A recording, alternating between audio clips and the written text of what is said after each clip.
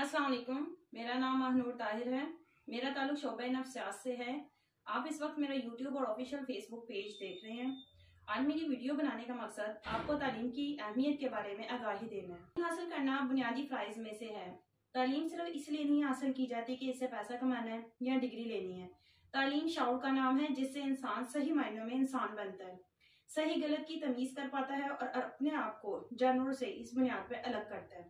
तालीम से हमारे अंदर बेदारी, शऊर, अच्छे बुरे की तमीज़, फैसला करने की सलाहियत, नस्लों को संवारने का हुनर आता है। हम अपने बुनियादी हकूक को फ़राइज़ के बारे में जानते हैं। वो अच्छा शहरी बनना हो, अच्छा बेटा या बेटी, बहन या भाई, माँ या बाप, खावन या बीवी।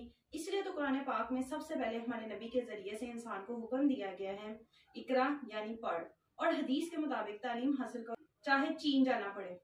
तो मालूम हुआ कि मजहबी, कौमी, शहरी और इखलाकी फरीजा है।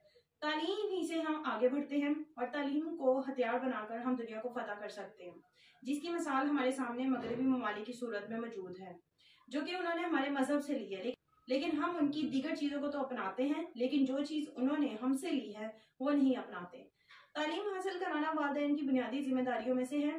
तालीम हासिल करना हर इंसान का बुनियादी हक है, चाहे लड़का हो या लड़की, बेटा हो या बेटी। ये हमारे वालिदैन और उस्ताज़ा का फ़र्ज है कि हम किसी भी बच्चे को उसके बुनियादी तालीमी हक से महरूम ना करें। तो इसलिए तालीम को आम करें और अपने इर्द गिर्द के बच्चों का भी ख्याल रखें। बहुत शुक्रिया।